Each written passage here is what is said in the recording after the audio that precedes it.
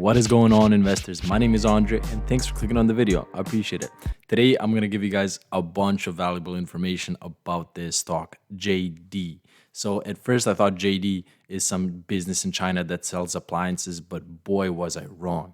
So I wasn't even looking at the company, and then I saw Michael Burry's portfolio update. He doubled down on his position and made JD the biggest holding in his portfolio, 23% of his portfolio, $18 million.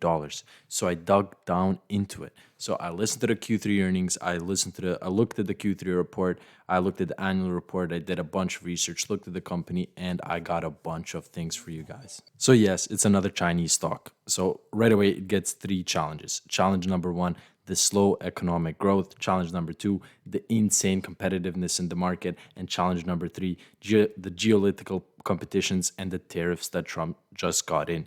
And I'm here to tell you they are all BS. I'm going to explain each and every one, and we're going to go dive deep into the undervalued business that's selling for the same price it was 10 years ago and that is growing at double digits rates. So first things first, Trump election, he's putting tariffs on the Chinese companies. And how is this going to impact it? Let's see what happened in 2016 when Trump got elected. So this was in 2016, Alibaba went from $80 to $180 and tell you it's selling at $89 again. And what will happen in 2024? Trump got elected, same thing is happening. The economic growth in China, guys. This right here shows the residential property transactions in 30 major cities. So the housing crisis, we can see that in Q1 2024, it was bad. Houses were just getting sold, nothing was getting bought. And it's just been turning around, and finally they are positive. In October to November, they are positive. And retail sales, guys, Alibaba, PDD, JD, Baidu, we're not even going to talk about Baidu, which is the biggest position in my portfolio. I'm very bullish on it, but retail sales have never stopped growing, and especially e-commerce. Guys, I did not believe this when I saw this, but the e-commerce in China is over 2 times bigger than it is in the US. China is the biggest e-commerce player in the world. And at the same time, the CAGR for the e-commerce market in China is 9%, and in the US, it's 13%. So both of these guys are still growing, and China is going to stay the number one player. Before I tell you guys about JD, what it actually does and what it's preparing to do in the next decade, let's compare them to their competitors, Alibaba and PDD. By app users, Alibaba is number one. PDD is second with Temu. That is Temu is PDD's company. And JD is third. PDD is growing like crazy, and they will become number one soon enough. But if you look at the e-commerce GMV, General Merchandise V, what does the V stand for? I forgot. It doesn't matter. Alibaba's first, PDD second, JD is third. But then the key thing that I like to point out is the revenue. E-commerce revenue app 2023, JD was first. $150 billion, guys. The thing is, JD has a different business model than Alibaba and PDD. Its business model is more like Amazon's. They actually own warehouses and they store the product themselves. So that is why they're a little different business model, and they have smaller net margins, which we're going to get into. But at first, let's just break down where the revenues are coming from. So 48% of the revenue comes from home appliances and electronics. This is like washing machines, TVs, dishwashers, things like that. 32% comes from general merchandises, clothing, cosmetics, food, accessories, supermarket goods. So this is the segment that is new to JD, and they have been growing like crazy and innovating like crazy because the market in China, the e-commerce market, is so fierce and there's so much competition. It's innovate or die. And JD is innovating like crazy. And they are so ahead of all of these US companies that it's hilarious. And the last 20% of their revenue comes from logistics and marketing. So this is where they have fees for keeping the product in their warehouses, for last mile delivery, and for packaging. Now this is gonna blow your mind, guys. In the last quarter, JD invested $9.8 billion US into AI. Now, why did they do this? For many reasons, but it's going to make their whole business a lot more efficient and a lot more profitable. They're meeting the needs of store setup, product promotion, and marketing necessities. They have cut the costs by 90% and took production down from something that would take 7 days into just half a day. And now this is just like, look at these videos. You might think this is... This might be real people, but this is not. This is AI influencers.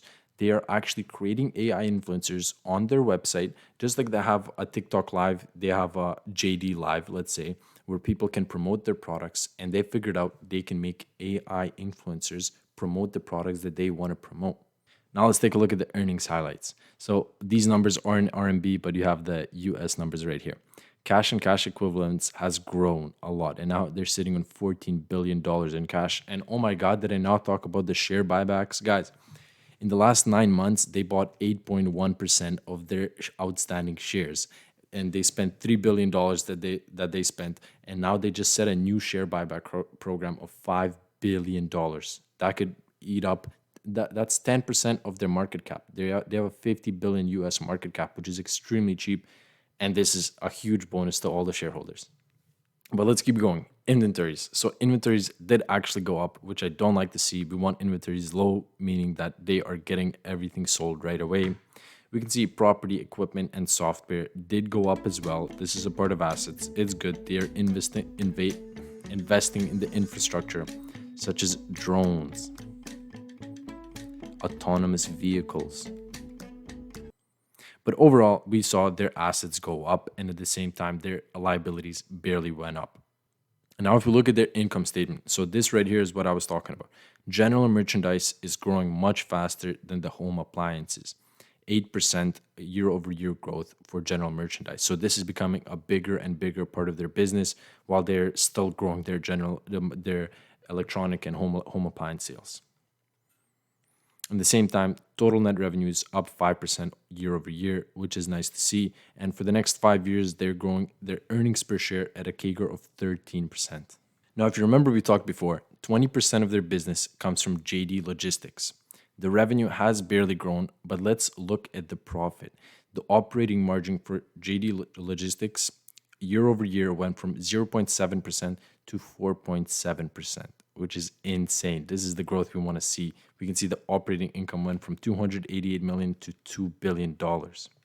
And the new businesses, this only accounts for a small part of their business, but it was not good year over year. We can see that it is down. They are less and less profitable, and the revenues actually did go down.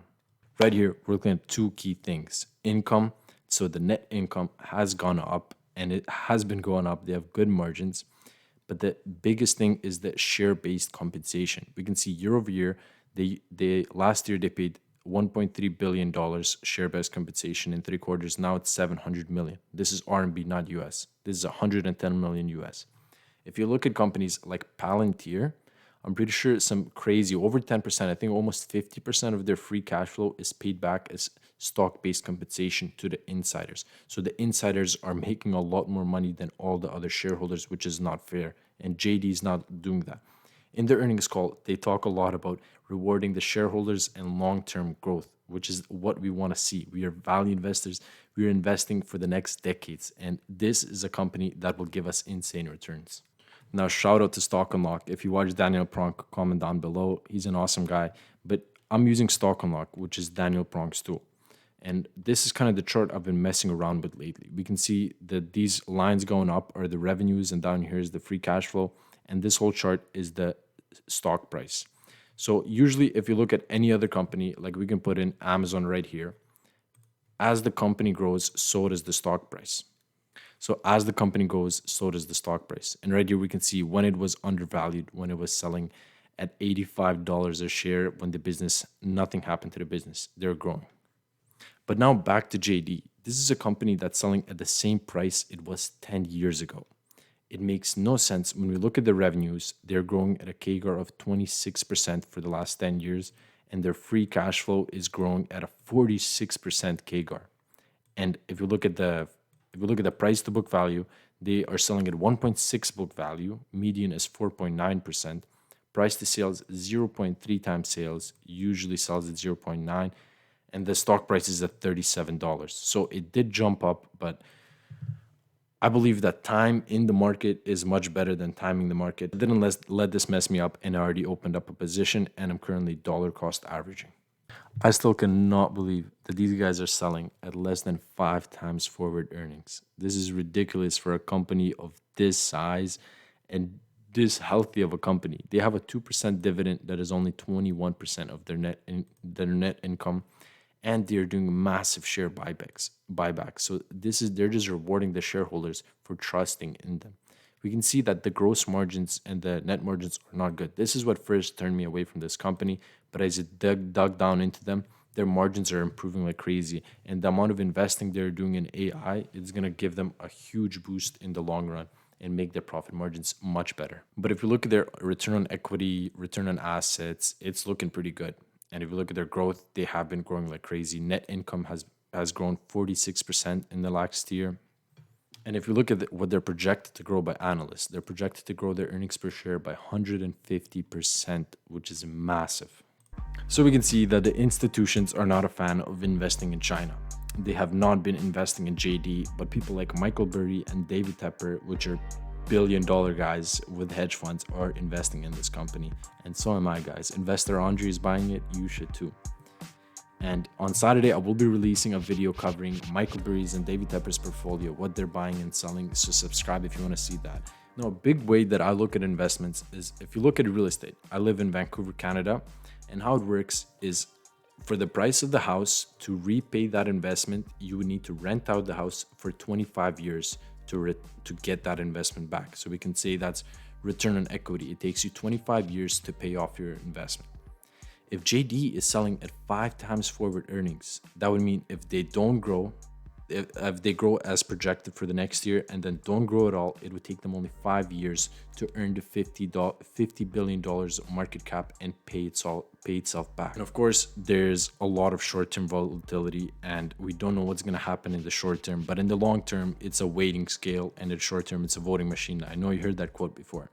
But what I'm saying is that even if this stock continues to fall and falls back to $28, I'll just buy more. And JD will just do more share buybacks and they'll raise their dividend. So either way, this company is looking, the way I see it, I really like the company and I think it has the shareholders' best interest in mind, and it is investing in key things like AI. And not to mention, guys, the drones.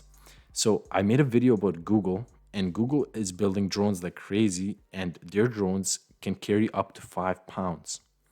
JD has 7 different types of drones that can carry from 5 to 30 kilograms, and they're making a drone that can carry 1 ton, 1 metric ton. So this thing can carry a car. This thing can carry dishwashers and TVs to you, and it's 70% less cost than having somebody else drive it. And what are they doing right now? They don't have delivery drivers doing the last minute mile from the warehouse to your house. They have autonomous vehicles. They have these little cool bots. I'll show you guys a video that drive it to your house and you can just open it up and pick it up. And the final thing, I didn't answer the third challenge, the geopolitical tensions between China and US and Taiwan. Yes, it's there, but if you're thinking about this in the pessimistic way and you just think World War III is coming, you should not be investing in any equities, any stocks. You should be buying gold and silver, physical gold and silver, and hiding it under your bed and building some breakaway house. But that's not what I'm about. That's not what this channel is about. I'm optimistic about the future, and I'm much more optimistic about China than US in the next 10 years. That's the way I see it. I've said it 100 times. GDP is growing 1.4% in America. It's growing at almost 5% in China. China is just the more favorable investment and is so much more cheaper. A 5 PE on a stock that's as good as Google in US, where Google is 20 PE, 25 PE, 40 times free cash flow. JD is 10 times free cash flow? It's just obvious. Thank you guys for listening to my TED Talk. I hope you guys enjoyed, and I'll see you in the next one.